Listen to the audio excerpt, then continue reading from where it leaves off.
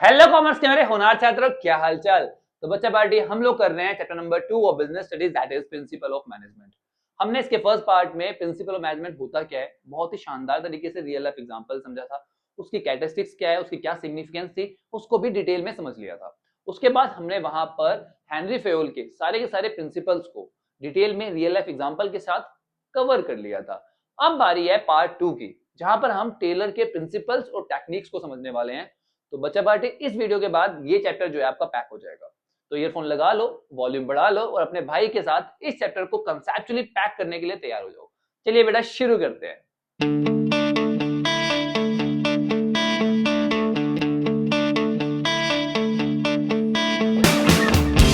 चलिए बच्चों शुरू करते हैं अपने विल्सलो टेलर के प्रिंसिपल ऑफ साइंटिफिक मैनेजमेंट से।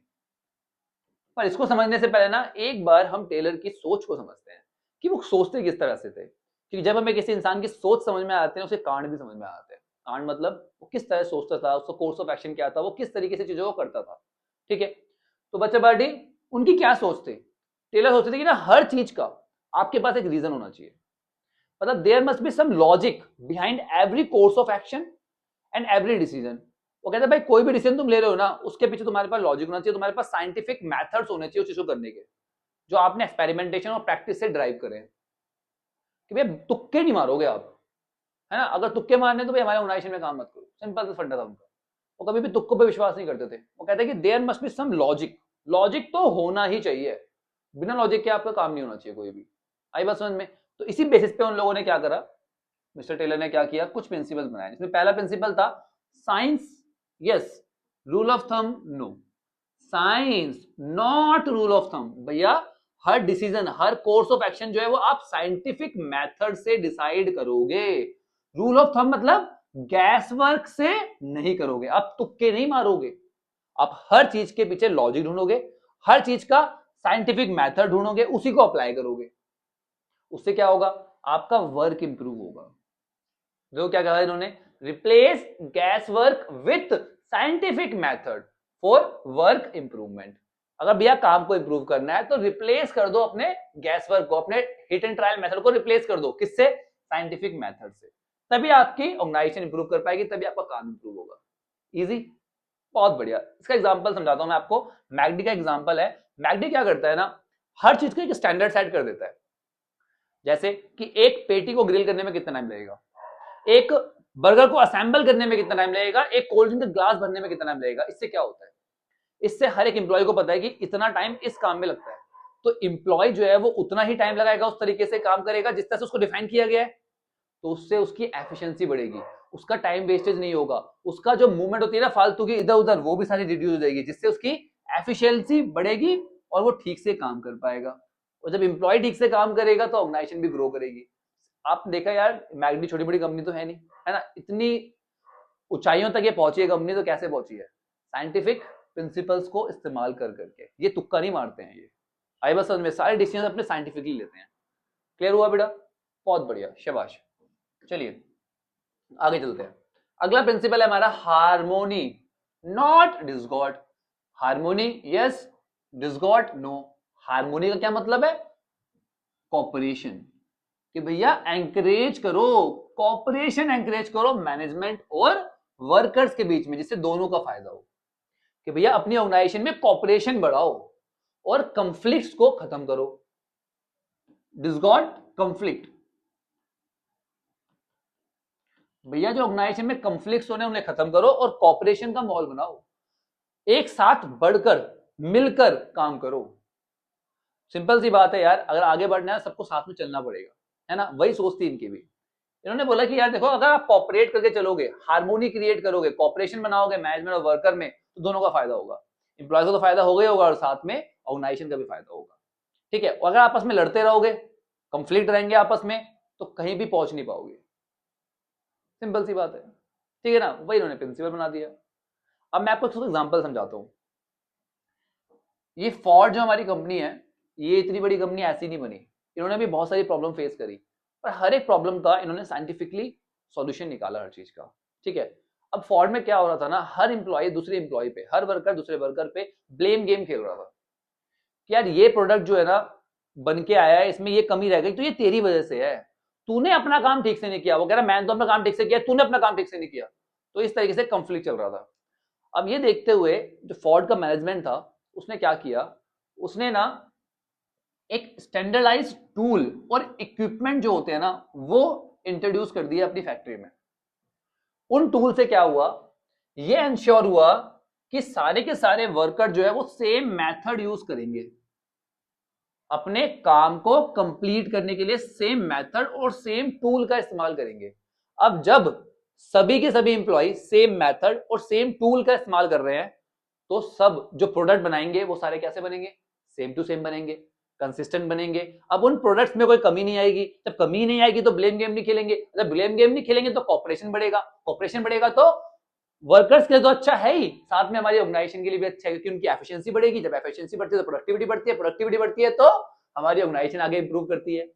सिंपल। तो भैया इन्होंने उसका जो कंफ्लिक्ट का कारण था ना वही हटा दिया। कहते हैं भाई लो ये वाले टूल्स का इस्तेमाल करो, ये वाला मेथड यूज करो, और हर कोई यही मेथड यूज करेगा, तो अब तुम उसमें ब्लेम कर ही नहीं पाओगे।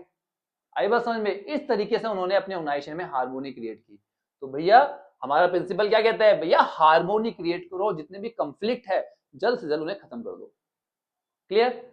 चलिए अगला आता है हमारे पास हमारा कोऑपरेशन, नॉट इंडिविजुअलिज्म। ये इसी का एक्सटेंशन है, इसी प्रिंसिपल का थोड़ा सा एक्सटेंशन है।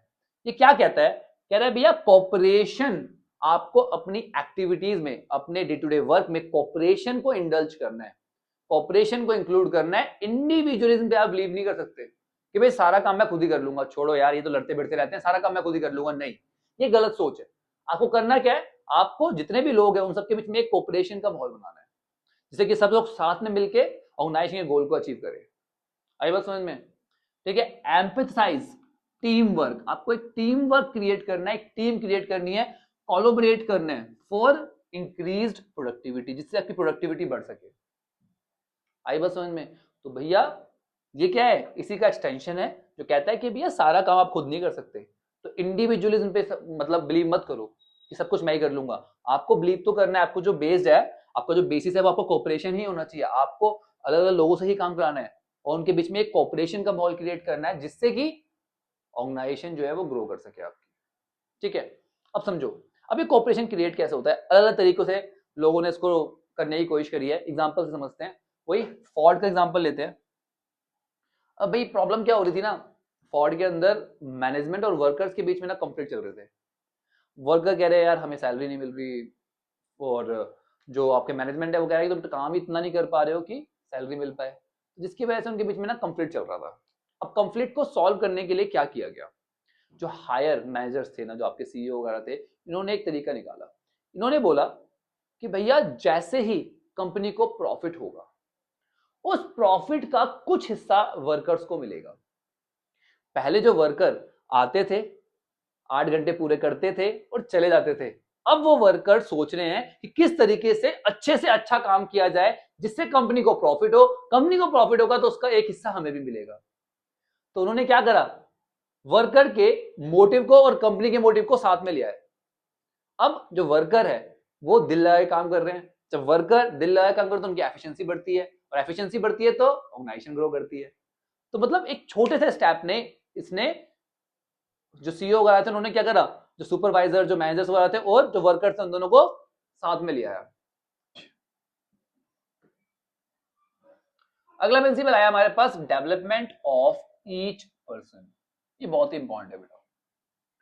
ये कहता है कि यार हर एक पर्सनल को ट्रेन करो, डेवलप करो, जो भी वर्कर आपके पास काम कर रहे हैं, जिससे कि वो मैक्सिमम एफिशिएंसी गेन कर सके।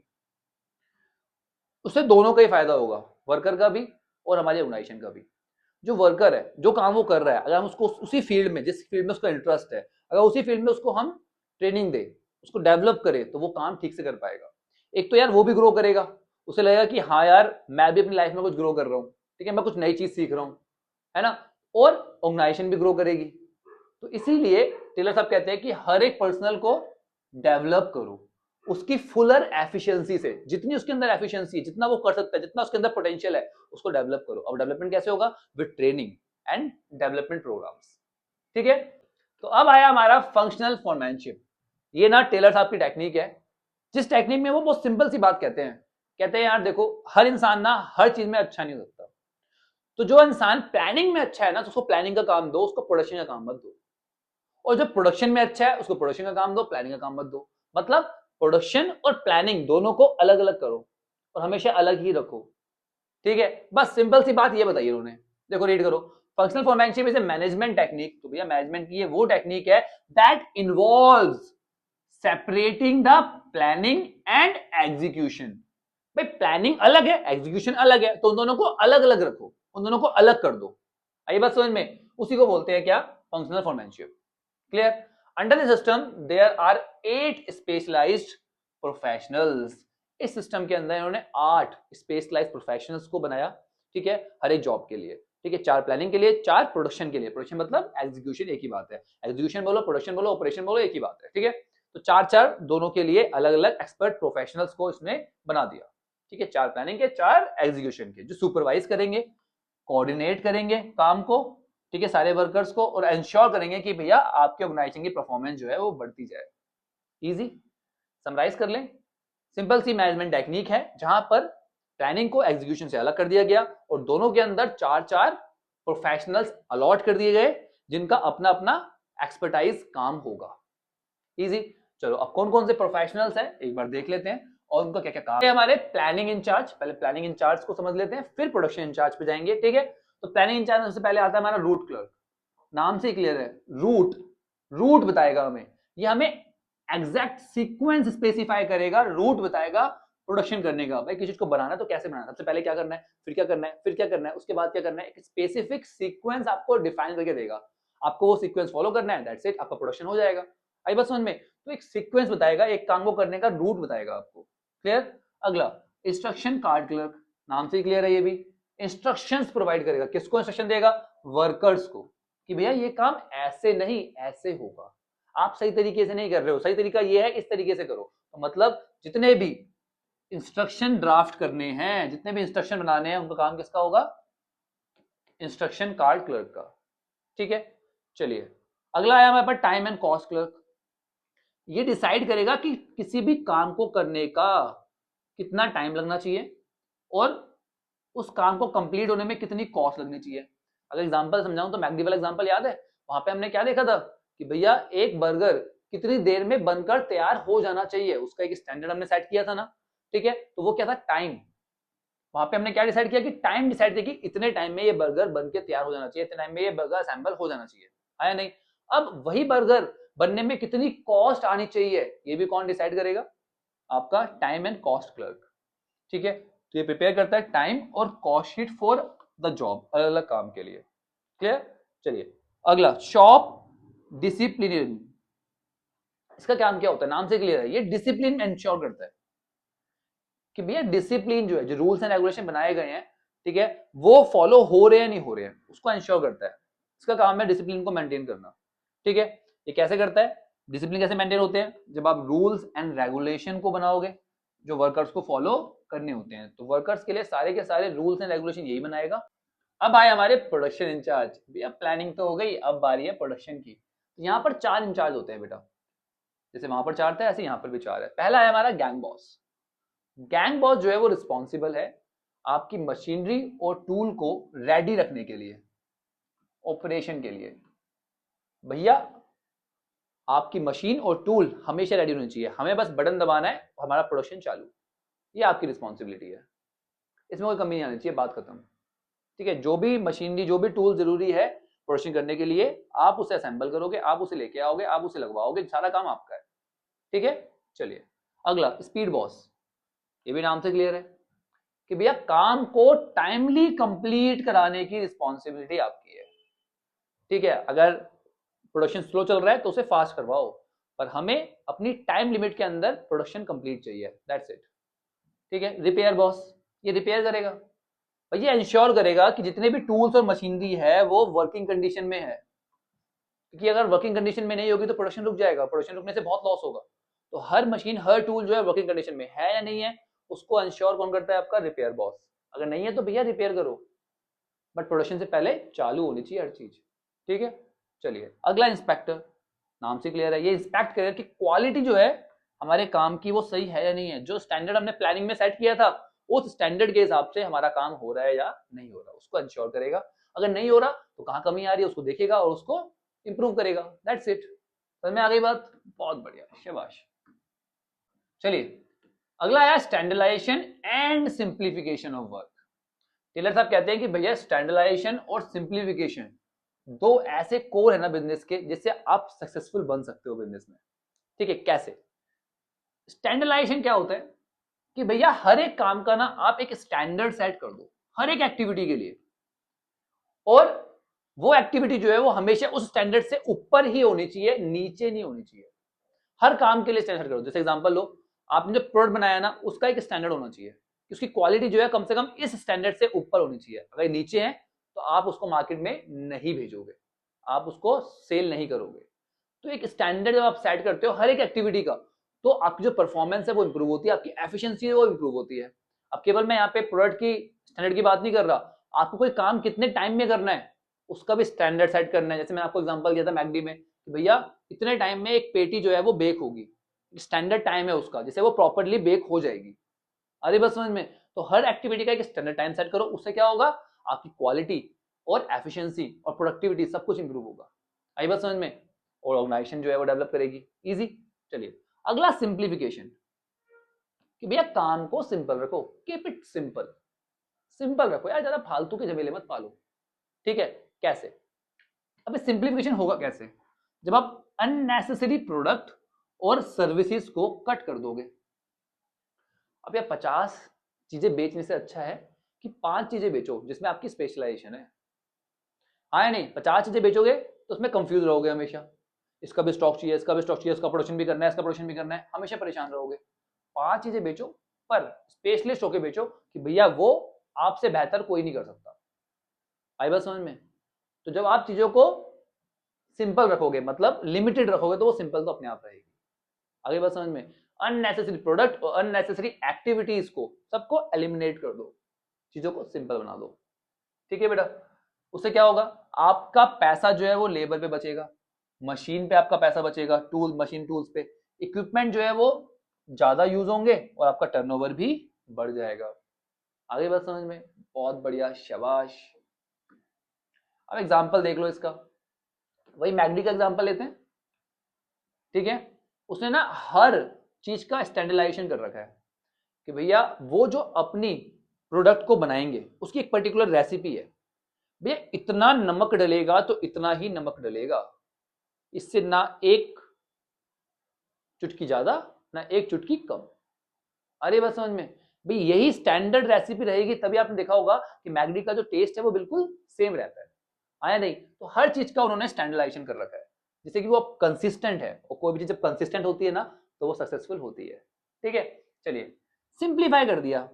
भाई जब मैकडी आई थी ना तो वो ना बहुत सारे प्रोडक्ट्स में डील करती थी, उसने देखा कि यार यहाँ पे तो अलग अलग चीजों की डिमांड है, तो उसने ना हर चीज के हिसाब से कस्टमर के हिसाब से अलग अलग प्रोडक्ट्स को बनाना शुरू कर दिया।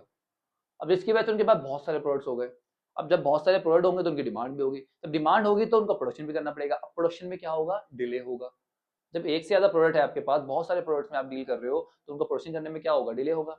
अब ऑर्डर जो है डिले हो रहे थे जिसकी वजह से मैकडी का नाम खराब हो रहा था, तो मैकडी ने क्या किया, अपने वो जो अननेसेसरी प्रोडक्ट्स थे जिनकी डिमांड कम थी उन सबको एलिमिनेट कर दिया, तो कुछ चुनिंदा प्रोडक्ट्स में वो डील करने लग गए। उससे क्या हुआ, उनकी क्वालिटी भी मेंटेन हुई, उनकी जो स्पीड थी, जो ऑर्डर देने की जो स्पीड थी वो भी इंक्रीज हो गई, जिसकी वजह से उनकी एफिशिएंसी बढ़ी और उनका नाम दोबारा से ठीक हो गया। तो भैया सिंप्लीफाई किया उन्होंने काम को। आई बात समझ में? कोई डाउट? बहुत बढ़िया, शाबाश। चलिए अगला आया बेटा हमारे पास work study technique.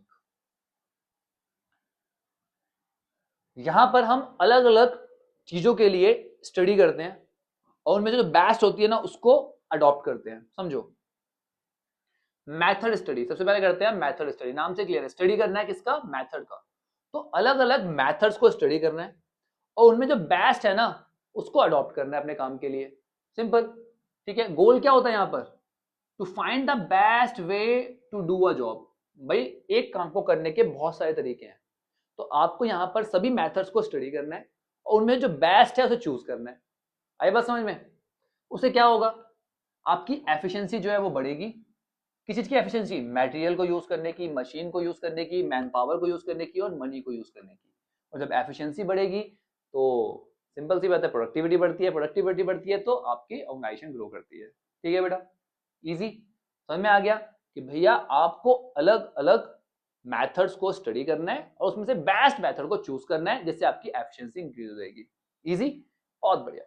Motion study, motion, यहां पर आप स्टडी करते हो किसकी? जो वेस्टफुल मूवमेंट होती है वर्कर की। भाई वर्कर का तो क्या है, 8 घंटे पास करने हैं, कभी इधर घूमता है, कभी इधर घूमता है, और उससे पूछ लो तो वो आपको 36 तरह के रीजन दे देता है। भैया पानी पीने गया था, भैया प्रिंट करने गया था, आया नहीं। तो इस तरीके से अगर वो पानी पीने जा रहा है, उसको पानी पीने जाने में 10 मिनट लग रहे हैं, 10 मिनट तो वो जाने आने में लगाएगा, बोतल भर के लाएगा, उसके बाद उसको दोबारा से सेटल होने में टाइम लगेगा, तो 15-20 मिनट एक वर्कर के केवल एक बार पानी पी के आने में वेस्ट होगा भैया। ऐसे ही एग्जांपल ले लो, आपकी जो प्रिंटिंग मशीन है वो दूसरे वाले ब्लॉग में है। अब किसी भी एम्प्लॉय को अगर प्रिंट करना है तो वो क्या करेगा, पहले वहां जाएगा, फिर वहां पे कमांड देगा, फिर प्रिंट निकालेगा, फिर वापस आएगा। इस तरह से उसका एक प्रिंट करने में नाना करते करते आधा घंटा वेस्ट हो जाएगा। तो इस तरीके से टाइम वेस्ट कर रहा है वो तो, है नहीं? तो भैया ये जो वेस्टफुल एक्टिविटी है किसकी? वर्कर की। हमें इसको एनालाइज करना है कि किस तरीके से हम इन्हें कम कर सकते हैं, रिड्यूस कर सकते हैं। कैसे कम करेंगे? भाई तू पानी पीने मत जा, जब भी पानी की जरूरत है ना तो एक बंदा रखा हुआ है मैंने, उसको आवाज लगा दी, वो देखो पानी देगा। आई बात समझ में? और प्रिंटिंग मशीन, लुक यहीं पे ला रहा हूँ प्रिंटिंग मशीन, यहीं कहीं प्रिंट कर ले। समझे बात को? तो भैया यहाँ पे क्या करना है, आपको उनके अननेसेसरी मोशन को ढूंढना है और उसको अवॉइड करना है, जिससे कि वो अपना टाइम वेस्ट ना करे और उनकी एफिशिएंसी जो है वो मेंटेन रहे। क्लियर? बहुत बढ़िया, शाबाश। अगला है बेटा हमारे पास टाइम स्टडी। नाम से ही क्लियर है कि भाई किसी भी स्पेसिफिक जॉब को करने में कितना स्टैंडर्ड टाइम लगेगा, आप उसको स्टडी करो और उसे डिटरमाइन करके सेट कर दो कि भाई ये काम है इतने टाइम में हो जाना चाहिए। उससे क्या होगा, उससे आप वर्कफोर्स डिसाइड कर सकते हो कि भैया कितने आपको लेबर की जरूरत है, कितने एम्प्लॉयज की आपको जरूरत है इस काम को करने के लिए। जब आपको पता होगा कि ये टाइम इतने, ये काम जो इतने टाइम में होता है, तो आप डिसाइड कर सकते हो इजीली। आप इंसेंटिव प्रोग्राम बना सकते हो कि भैया जो भी टाइम लिमिट के अंदर अपने काम को कंप्लीट करेगा उसको बोनस देंगे। ठीक है, और आप लेबर कॉस्ट भी इजीली कैलकुलेट कर पाओगे। आई बात समझ में? पर ध्यान रखना जो स्टैंडर्ड टाइम है ना वो हमेशा एक नॉर्मल कंडीशन में डिसाइड होता है। ठीक है ना, एडवर्स कंडीशन कुछ भी होती है। क्लियर? अब आए फटीग स्टडी। यहां पे आपको स्टडी करना है किसका? रेस्ट इंटरवल का, कि भैया आपको अपने एम्प्लॉय को कितनी देर का रेस्ट देना है और कितने टाइम के बाद देना है। क्योंकि यार देखो एम्प्लॉय जो है वो ह्यूमन है, वो भी थकता है, और थका हुआ इंसान जो है वो ठीक से काम नहीं कर सकता। तो आपको उसे ब्रेक देना पड़ेगा जिससे कि वो बिल्कुल रिफ्रेश होके आए दोबारा से और ठीक से काम करे, आया नहीं? तो वो आपको डिसाइड करना है कि कितनी बार देना है और कितने टाइम का देना है। आई बात समझ में? तो यहां पर वो स्टडी करते हैं हम लोग। ठीक है, क्यों करते हैं भाई? रेस्ट इंटरवल से क्या होगा, वर्कर को हेल्प मिलेगी अपना स्टैमिना गेन करने के लिए। भाई वो थक गया था, रेस्ट मिला उसको, उसने अपना स्टैमिना गेन कर लिया, और जो एक्सीडेंट है उनके चांसेस कम हो जाएंगे और उनको हेल्थ इशू भी नहीं होगा। उससे ऑर्गेनाइजेशन का फायदा होगा, वर्कर की सेफ्टी इंप्रूव होगी, गलतियां कम होगी और साथ में प्रोडक्टिविटी भी बढ़ जाएगी। आई बात समझ में? बहुत बढ़िया। अब आया हमारा डिफरेंशियल पीस वेज सिस्टम। यहां पर हम वेजेस को लिंक करते हैं किससे? प्रोडक्टिविटी से। सबको सेम वेजेस नहीं देते, जो जितना ज्यादा प्रोडक्टिव होगा उसको उतनी ज्यादा सैलरी मिलेगी। एग्जांपल समझो, मिस्टर ए और बी। मिस्टर ए जो है वो एक दिन में केवल 8 प्रोडक्ट बना रहे हैं और बी जो है वो 12 बना रहे हैं। ठीक है, अब एक बात बताओ, क्या होगा अगर हम दोनों को ही सेम सैलरी देंगे? तो